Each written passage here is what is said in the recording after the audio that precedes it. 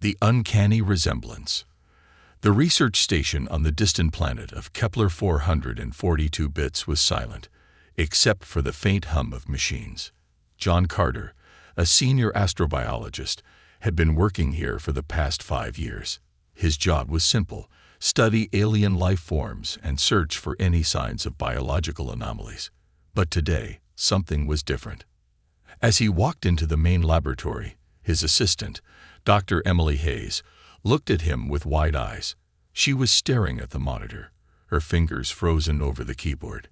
"John, you need to see this," she whispered. John frowned and moved closer.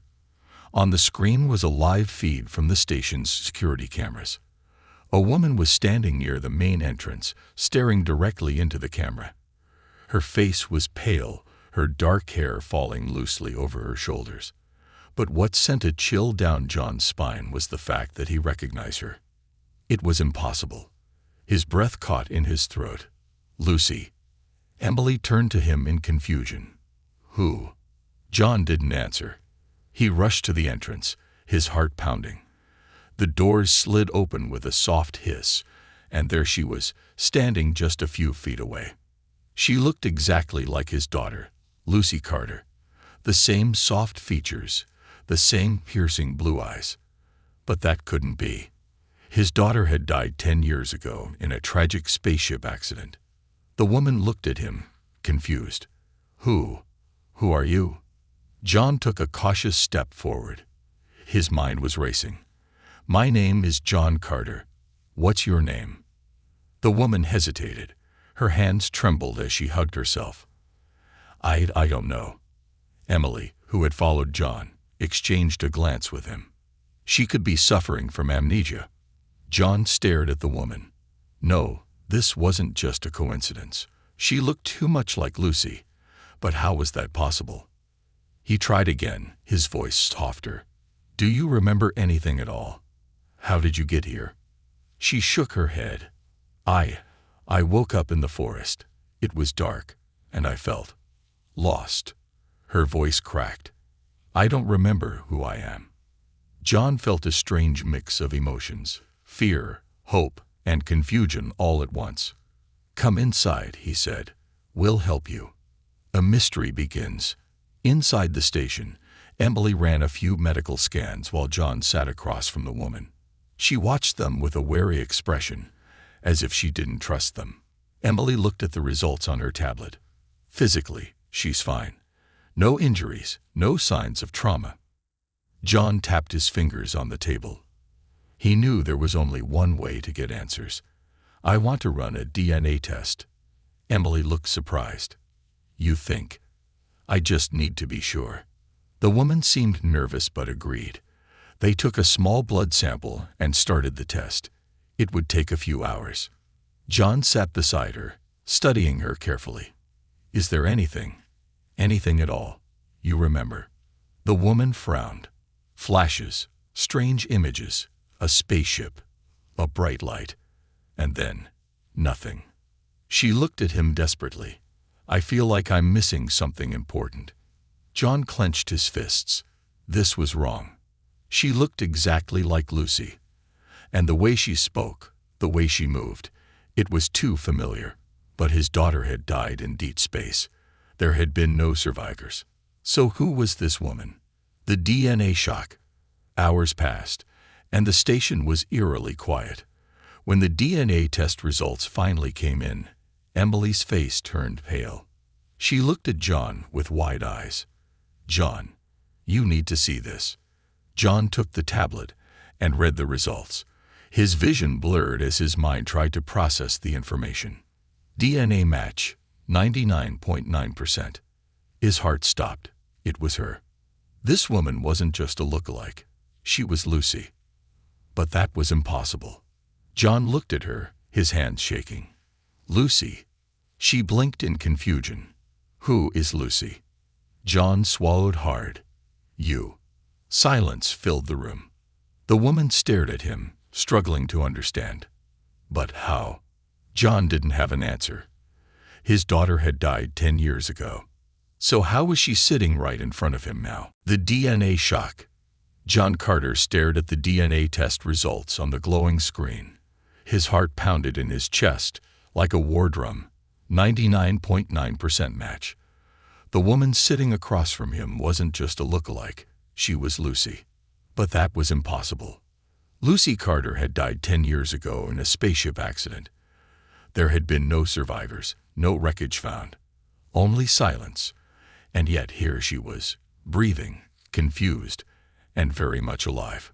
John's hands trembled as he set the tablet down. He looked up at the woman, his daughter, who was watching him with cautious eyes. "What?" she asked softly, sensing the shift in the air. John opened his mouth but couldn't find the words. How could he tell her? How could he explain something that made no sense? Emily Hayes, his assistant, exhaled sharply. "This isn't possible. Maybe there's an error." John shook his head. "There's no mistake." He turned to the woman. "Lucy, or whoever she was, listen to me. Your DNA matches mine." The woman's face twisted in confusion. "What does that mean?" "It means you're my daughter." His voice cracked. "But that can't be. Because my daughter, Lucy, died 10 years ago." The woman's eyes widened. She shook her head. No, that's not true." Emily leaned forward, her scientific mind struggling for logic. "Then who are you?" I don't know," she whispered. "I don't remember anything before waking up in the forest. But I know I'm not dead. I can't be." Her breathing became shallow, her hands shaking. John could see the panic creeping in. He wanted to comfort her, but he didn't even understand what was happening himself. He took a deep breath, trying to stay rational. "All right, let's go through this step by step. What do you remember? Anything at all?" She swallowed hard and closed her eyes. "I remember flashes, bright lights, floating, like I was weightless. But the memories are broken, like pieces of a puzzle that don't fit together." John exchanged a glance with Emily. That description, floating, bright lights, sounded eerily similar to reports of alien abductions. But no, that was ridiculous, wasn't it? Unraveling the impossible. John ran a hand through his hair, his mind spinning. "If you are Lucy, then where have you been all this time?" The woman shook her head. "I don't know." Emily crossed her arms. "We should scan her. Maybe there's something, an implant, foreign DNA, anything, that could explain this." John hesitated but nodded. They had to do something. They led the woman to the medical scanner, a sleek machine built to detect anomalies in organic beings. As she lay down on the scanning table, John's chest tightened. What if they found nothing? What if they found something? The machine hummed as it passed over her body. Data scrolled rapidly on the screen, analyzing her cellular structure, neural activity, and biometrics. Then, the screen beeped. Emily gasped. "John, look at this." John leaned over. His stomach dropped. There was something inside her brain. A small, unidentifiable foreign object, embedded deep within her neural cortex. It wasn't organic. It wasn't human. "What the hell is that?" John muttered. Emily zoomed in on the scan. "It's some kind of nano-device." John's blood ran cold. Nano-devices weren't uncommon. Advanced civilizations used them for medical procedures, even cybernetic enhancements. But this wasn't human-made. The structure, the composition, none of it matched Earth's technology. Lucy, or whoever she was, had something alien inside her. The woman sat up, looking between them. "What is it? What's wrong?" John hesitated. He didn't want to frighten her, but she needed to know. "There's something in your brain, a small foreign device. We don't know what it does yet." The color drained from her face. Her hands went to her head as if she could feel it. "What does that mean? Did someone put it there? Did I? Was I?" She couldn't finish her sentence, but John knew what she was thinking. Had she been taken? The missing years. John clenched his fists. He needed answers. He needed to know if this was really Lucy or something else pretending to be her. "Emily," he said, his voice low. "Can we extract it?" Emily bit her lip. "We don't know what it's connected to. If we remove it, it could kill her." The woman shivered. "No, don't take it out. Not yet." John studied her. "Do you trust me?" She hesitated, then nodded. "I think so." "Then let's find out the truth. Together." She exhaled shakily. "How?" John looked at the screen again. The nano device was unlike anything he had ever seen, but he knew where to start. "First, we checked the planetary records," he said. "If you woke up in the forest, that means you came from somewhere. Maybe there was a crash, a disturbance, something." Emily nodded. "We can scan for anomalies in the last 48 hours. John turned back to the woman. His daughter, maybe. He still wasn't sure. But one thing was clear. Someone, or something, had brought her back, and he was going to find out why. The silent witness. The research station was silent, except for the rhythmic hum of machines processing data. The air was thick with tension. John Carter sat in front of a glowing screen, his fingers drumming against the table. His mind raced as he stared at the scanned results of the woman who looked exactly like his daughter. The nano device lodged deep in her brain was a mystery, one that could be the key to explaining how she had returned from the dead. But the real question was, who put it there? Lucy, or whoever she was, sat across from him, shifting uncomfortably in her chair. Her fingers clenched the edge of the table, her knuckles white. "You said you checked the planetary records," she murmured. "Did you find anything?" John inhaled sharply and turned the screen toward her. "We ran a scan for any unusual activity in the last 48 hours, and we found something." Emily, who had been working on the data, pointed at the screen. "A disturbance." Lucy leaned forward. The monitor displayed a map of the dense forest near the station. A glowing red pulse marked a location just a few kilometers away. "What is that?" Lucy asked. John's voice was grim. "A spatial anomaly," Emily clarified. "It wasn't a crash. No impact zone. No debris. It was something else. A localized energy spike, almost like a portal opening and closing." Lucy's throat tightened. "So, I didn't come from a ship."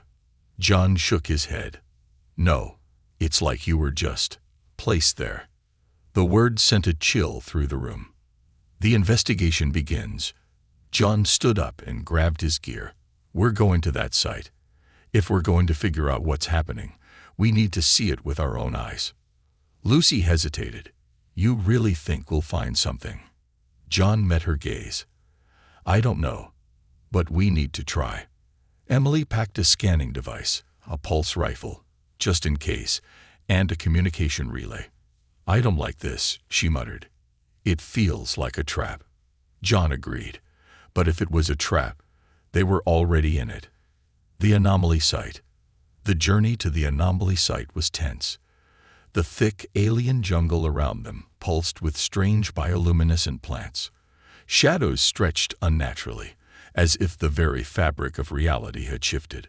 Lucy walked beside John, silent and lost in thought. She felt drawn to the location, like an invisible thread was pulling her forward. The closer they got, the louder the ringing in her ears became. When they reached the site, Emily stopped abruptly. "There," she whispered. In the clearing, the ground was burned, circular, precise. The grass around it had been flattened, and the air smelled of static electricity. It was as if something had appeared here, and then vanished. John knelt and ran his fingers over the scorched earth. This wasn't natural. Emily activated the scanner.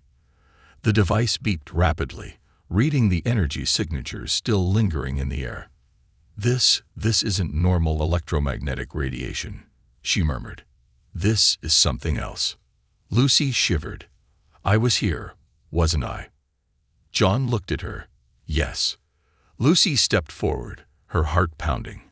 Her fingers twitched as if something deep inside her remembered this place. And then It happened. The awakening.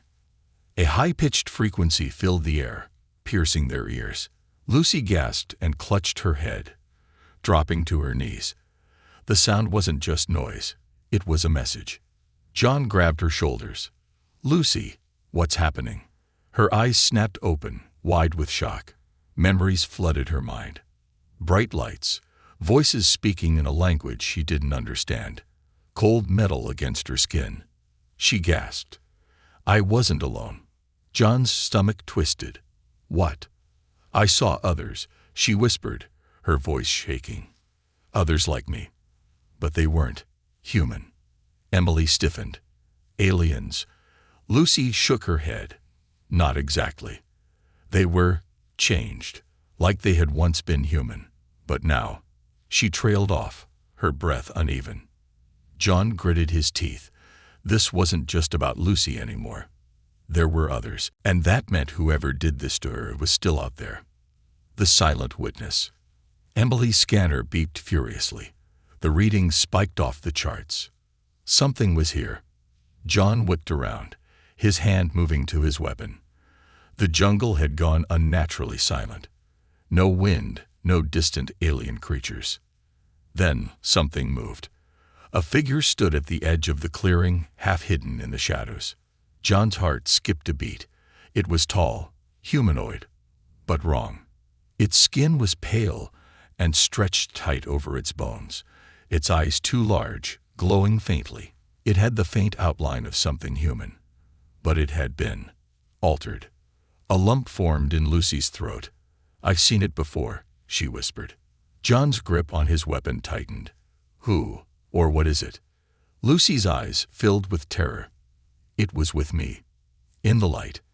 Emily took a step back. Then why is it here? John's voice was grim. Because it remembers her. The creature tilted its head, as if listening. And then, it vanished. Not into the forest. Not into the shadows. It just disappeared. Emily cursed. Did it just? John exhaled, his mind racing. It wasn't just watching us. Lucy's voice was barely above a whisper. It was waiting. Silence. And then, John realized something that made his blood run cold. The nano-device in Lucy's brain. What if it wasn't just a tracker? What if it was a beacon? What if Lucy hadn't just escaped? What if she had been sent back? The forgotten planet. The jungle was too quiet. John Carter had spent years on alien worlds, but he had never felt this kind of unease before. The air was thick with tension, every sound muted as if the forest itself was holding its breath. Lucy stood frozen beside him, her hands clenched into fists. The strange humanoid creature that had been watching them was gone, but they all knew it wasn't really gone. It had simply stepped into the shadows of reality, waiting. John exhaled slowly. His pulse was hammering, but he forced himself to stay calm. Panic wouldn't help them now. Emily tightened her grip on the scanner. That thing wasn't just watching us. It was studying us. Lucy's voice was barely above a whisper. It knew me. John turned to her. What do you mean? She shivered. I remember it. She hesitated, as if afraid to say more. When I was in the light, when I was gone, it was there. John exchanged a glance with Emily. This was bigger than they had imagined. A trail to nowhere. John made a decision. We're heading back to the station. We need more data before we do anything else. But as they turned to leave, Lucy froze. She clutched her head, her knees buckling. Lucy. John caught her before she collapsed. Her eyes were wide, unfocused, like she was seeing something they couldn't. Emily ran a quick scan. Her neural activity is spiking. It's like. She stopped, staring at the screen. John's stomach twisted. Like what? Emily swallowed hard, like she's remembering something in real time. Lucy gasped. I see it. John gripped her shoulders. What do you see? Her lips parted, but the words weren't hers. The path is open. The return is inevitable. Emily paled. What the hell does that mean? Lucy blinked rapidly, the trance breaking. Her breathing was ragged, her body shaking.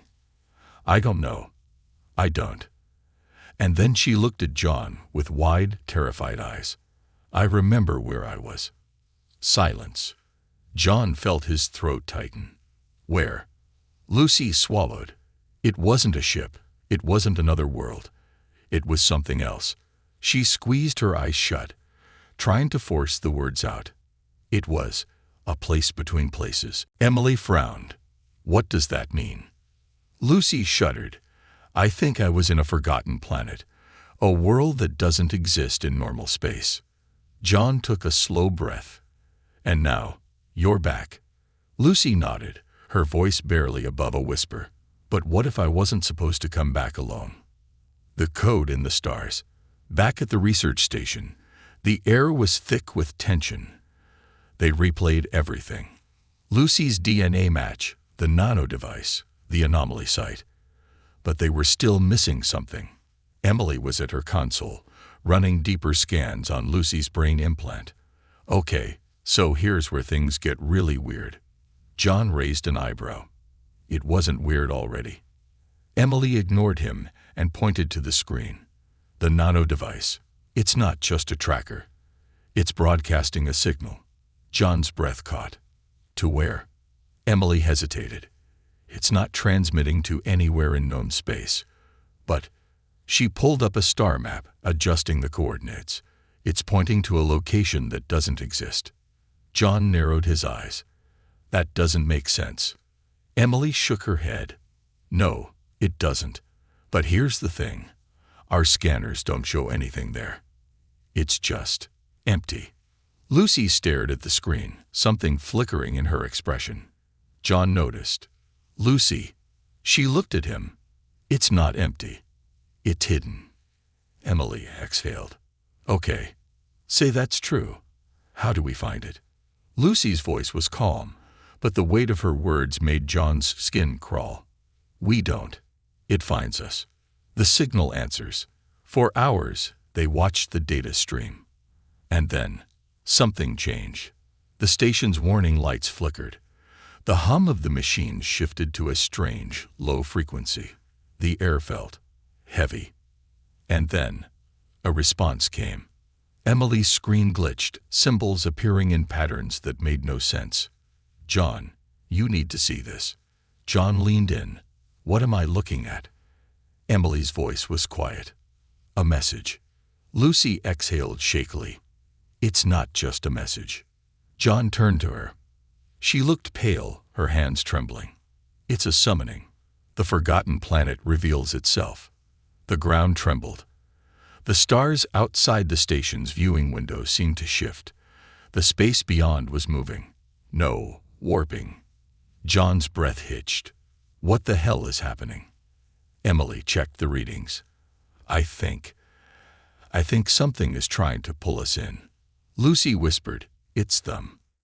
John's pulse spiked. "Who?" Lucy turned to him, her eyes hollow, as if she already knew what was coming. "The ones who brought me back." Before John could respond, the space outside the station collapsed in on itself. And a planet, one that hadn't existed moments ago, appeared.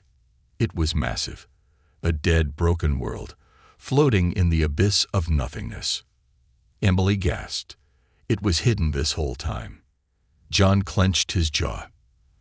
And then, a signal came through. A voice, hollow, cold. "You have something that belongs to us." Silence. John looked at Lucy. Lucy looked at him. And deep down, they both knew. They weren't getting out of this easily. The return of the lost ones. The air inside the research station had changed.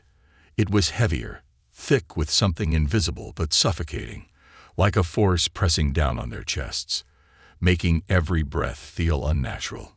John Carter stared at the massive forgotten planet that had appeared outside the station's viewing window. It hadn't been there moments ago. It wasn't supposed to exist. And yet it did. A voice had echoed through their communication system, cold and inhuman. "You have something that belongs to us." John's fingers clenched into fists. His mind raced, trying to piece together everything they had learned so far. Lucy's impossible return, the nano-device inside her, the humanoid figure in the forest, and now this hidden planet. Lucy stood beside him, her breathing uneven. She had remembered something. Something terrible. She turned to John, her voice barely above a whisper. "I don't think I came back alone." A chill ran through him. "What do you mean?" Lucy swallowed hard. Her eyes flickered with uncertainty, as if she was afraid of her own thoughts. "When I was in that place, when I was gone, there were others." She hesitated. "I wasn't the only one they took." Emily looked at her sharply. "You mean other humans?" Lucy nodded slowly. "Not just humans. There were others. Some were like me.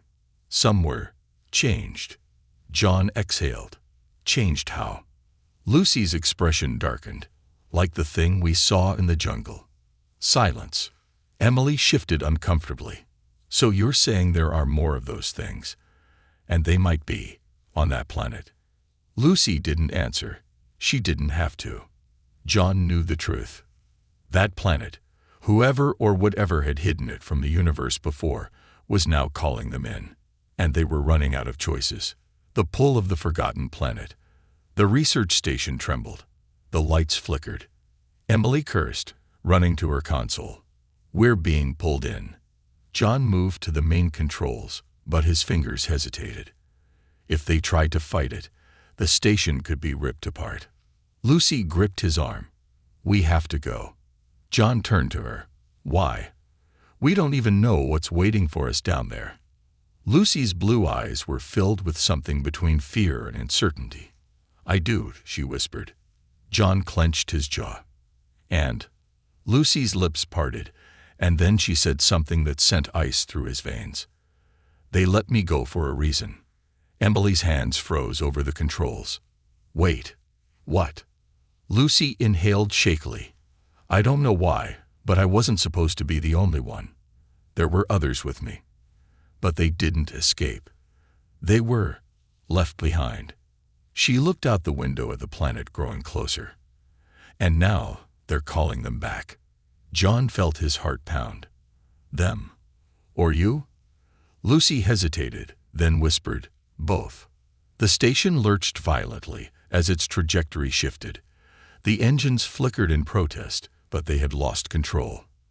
They were going down. Descent into the unknown. The forgotten planet grew massive in the viewport, its surface a swirling mix of dark blues and blacks. Emily gritted her teeth. "Brace yourselves." The station's emergency alarms blared as the gravitational pull strengthened. They were being drawn into a specific location, not just crashing randomly. John could see it now. A city. No, not a city. A graveyard. Massive structures, some resembling human architecture, others completely alien, were scattered across the landscape. It was a tomb of civilizations, and they were about to land right in the center of it, landing among the forgotten. The station shuddered violently as it entered the planet's atmosphere. Heat flared around the structure, but their shields barely held together.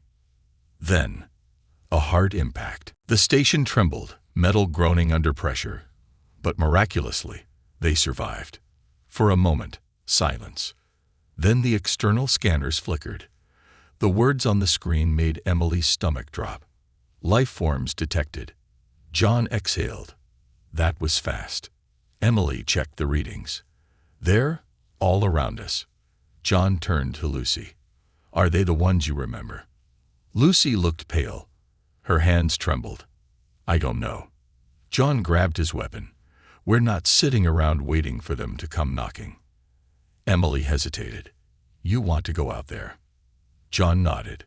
"We don't have a choice." Lucy met his eyes. "I'll go too." John hesitated, but Lucy was already stepping toward the airlock. John sighed. She wasn't just part of this mystery. She was the key. The ones left behind. The air outside was thick, heavy. It smelled wrong. John, Lucy, and Emily stepped onto the surface of the planet, their weapons ready.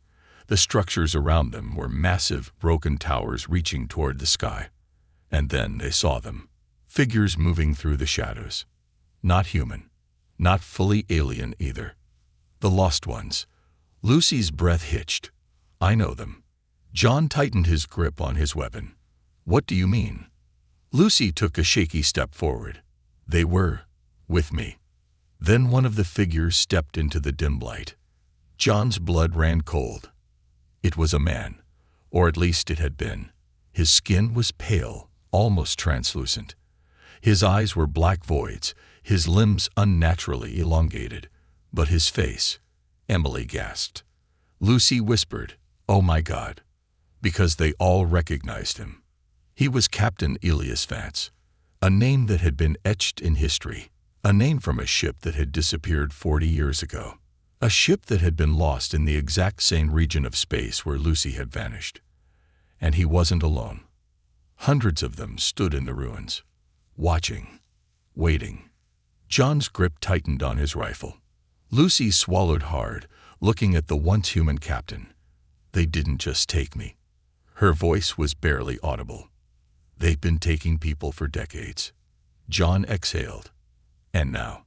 Lucy looked at him, her eyes dark with realization. They're ready to return. Silence. And then Captain Elias Vance spoke, a voice that had not been heard for 40 years. Welcome home. The alien truth. John Carter's breath was shallow. His grip on his rifle tightened, but his mind screamed at him that no weapon could help him now. Hundreds of them stood in the ruins, watching, waiting. Their forms were twisted, their skin pale and stretched. Their eyes were bottomless pits of darkness, yet something inside them still felt human. And at the front, standing like a silent sentinel, was Captain Elias Vance, a man who had been declared dead 40 years ago, a man who had vanished just like Lucy. And now he had returned. John's heart pounded as the former captain of the Orion's Dawn took a slow step forward. His movements were precise, unnatural, like he was fighting something inside him. Welcome home, Elias Vance said. His voice wasn't just his own. It carried a resonance, an echo, a second layer, as if something else was speaking through him. Lucy inhaled sharply beside John. He's not alone. Emily's grip on her scanner was tight, her fingers trembling. This isn't just a distress call. They weren't waiting for us. John turned to her. Then what were they doing? Emily's voice dropped to a whisper. They were waiting for orders. The ones who were left behind. Lucy stepped forward, her gaze locked on Elias Vance. I remember you, she whispered. Elias tilted his head slightly. Do you? John tensed. Every instinct in him screamed that this was a trap. Lucy took another step, her eyes scanning the countless figures in the ruins. I wasn't the only one they took, she said, her voice shaking. You were there too. You never left. Elias exhaled slowly, his chest rising and falling in an eerie mechanical rhythm. We never could leave. Emily muttered under her breath. That's not comforting. John kept his weapon raised. Then why are you here now? If they took you, why bring you back? Elias met his gaze, his black eyes empty of all human emotion. Because they let us go. Lucy inhaled sharply. No. Elias nodded. Yes. Silence fell. John could feel the weight of it, pressing against his skull, crawling into his thoughts. Something was watching. Something was listening. Elias took another slow step forward. We were lost for so long. A place outside of time. A place that does not obey the rules of reality. They showed us everything. His lips twitched into something that almost resembled a smile. And now we serve. Lucy's voice was hollow. You're not you anymore. Elias nodded. We are more than what we were. John had heard enough. Who are they? He demanded. What do they want? Elias didn't respond immediately. His gaze flickered to Lucy. They already have what they want. Lucy's breath caught. John's stomach dropped. No, John whispered. You mean? Elias exhaled. His voice was calm, detached, not fully human anymore. They don't need us anymore. John's pulse spiked. Then why are you all still here? Elias finally smiled, a cold, empty expression. To welcome the next ones. The truth hidden in the stars. The realization hit John like a bullet. This wasn't a rescue mission. This was a replacement mission. Lucy's hands were shaking. They let me go, because they already took others in my place. Elias nodded. The cycle continues. A balance must be maintained. Emily whispered, "This isn't abduction. This is a trade." John clenched his fists. His mind raced, trying to understand the endgame. Lucy was taken. She was held in a place that doesn't exist in normal space. But they brought her back. Because they had taken someone else. No, not just someone. Thousands, maybe millions. John's voice was rough. How long has this been happening? Elias tilted his head slightly. Since before the first human looked at the stars. John's stomach twisted. This wasn't new. This wasn't a one-time event. It had been happening for centuries. The call of the forgotten ones. Lucy's breathing grew uneven. The nano device in her head began to pulse. She fell to her knees, gripping her skull. Emily panicked. Her neural activity is spiking. We need to get her out of here. Elias watched with eerie calm. She is remembering. John stepped forward. Make it stop. Elias met his gaze. She will remember everything soon, and then she must choose. John's fists clenched. Choose what? Elias's voice was emotionless. To stay or to bring them home. John's stomach dropped. Lucy wasn't just one of the lost ones. She was the key to ending the cycle. Or continuing it. Lucy gasped, her eyes flying open. And for the first time, they were not her eyes. They were something more. Something not human. And in a voice that wasn't fully her own, she whispered, "They're already here." The sky above them cracked. And the stars moved. The final stand. The sky above cracked like glass. The stars didn't just shine, they moved. John Carter could feel it in his bones, a distortion of reality itself. The planet beneath their feet trembled, and the ruins around them pulsed with a strange ancient energy. Lucy knelt on the ground, her breath ragged, her body trembling. But it wasn't fear that held her there. It was something inside her, something awakening. Her eyes, once blue, flickered with a shifting light, like the reflection of a dying star. "They're already here," she whispered. Elias Vance stood motionless. His black, hollow eyes watched her with an eerie calm. The others behind him, the lost ones, did not speak. They did not move. They were waiting. And that terrified John the most. The return of the architects. The ground split open. A massive crack ripped through the ruins, sending ancient stone and dust into the air. Emily staggered backward, gripping her scanner with shaking hands. "John, something's coming." John already knew. He could feel it. The air thickened. Gravity itself shifted. And then they arrived. From the sky, dark figures descended, not ships, not creatures, something else. They had no form, yet they existed. They had no faces, yet John knew they were watching. The air vibrated with their presence. Emily whispered in horror, "What the hell are they?" John had no words. But Lucy did. She stood, slowly, unnaturally, as if guided by an unseen force. Her voice was not just her own. It echoed, layered, as if spoken by 1,000 voices at once. "They are the architects." John's blood ran cold. That name. He had read about it once, buried in classified reports. A name whispered by long-dead civilizations. A name that had been erased from history. Emily shook her head. "No, that's impossible." Elias Vance smiled. "They have never left," he said simply. "The choice that must be made." The architects did not move. They simply were. But John could feel their intent. It wasn't anger. It wasn't violence. It was judgment. They had returned for Lucy. For all of them. John stepped forward, his voice firm despite the shaking inside him. "What do you want?" The air itself answered, not with words, with thought. A vision filled his mind. Humanity's place in the universe. The architects had been watching for millennia. They had seen species rise and fall. They had seen empires crumble to dust. And they had ensured balance. Lucy turned to John, her eyes glowing. They never take without giving. John's fists clenched. Giving what? Elias Vance answered. Knowledge. John's pulse spiked. Lucy continued.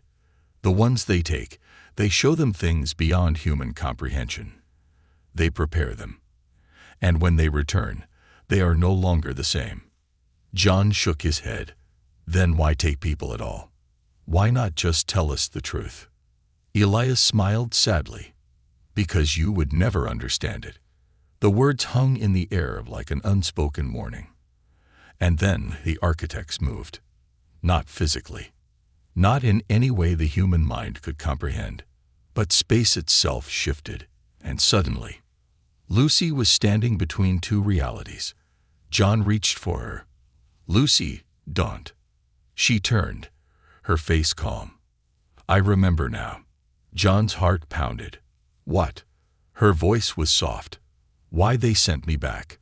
Emily's fingers tightened around her weapon. Lucy, you don't have to do this. Lucy smiled, a sad, knowing smile. Yes, I do. The price of knowing. The architects had never been captors. They had never been conquerors. They had been observers. And judges. Every species had a moment in history where they reached the threshold of understanding. A moment where they could either evolve or vanish. This was humanity's moment. Lucy turned to John, tears in her glowing eyes. They don't want to take anyone anymore. John's voice was hoarse. Then what do they want? Lucy took a step forward. They want me to choose. John's stomach dropped. Choose what? Lucy exhaled. Who stays? Silence. The meaning of those words hit hard. The cycle had to continue. Someone had to go. But this time, the choice was humanity's. John looked at Elias Vance, at the hundreds of lost ones standing behind him. They were waiting for her answer. Lucy turned to John. I can end it. John shook his head. Lucy, no. She smiled sadly. I have to. She turned to the architects. And she chose the final sacrifice. Light exploded outward. The planet shook. John staggered back, shielding his eyes. And when he looked up, the lost ones were gone. Elias Vance, the forgotten souls of history. The ruins stood empty. Emily's breath was shallow. What just happened? John turned to Lucy. But she was gone too. His chest tightened. Lucy. Emily's scanner flickered. No life signs. No architects. No lost ones. Just silence. Aftermath. Days passed. The forgotten planet vanished from the star maps. The station logs wiped themselves. There was no evidence that anything had ever happened. But John remembered. He stood alone in the research station, staring at the stars. And then, a whisper. Faint, gentle, familiar. I chose you. John closed his eyes. A tear slid down his cheek, and in his heart he knew. Lucy hadn't died. She had become something more. And she was still out there, watching, waiting, ensuring that humanity would never be lost again. The end.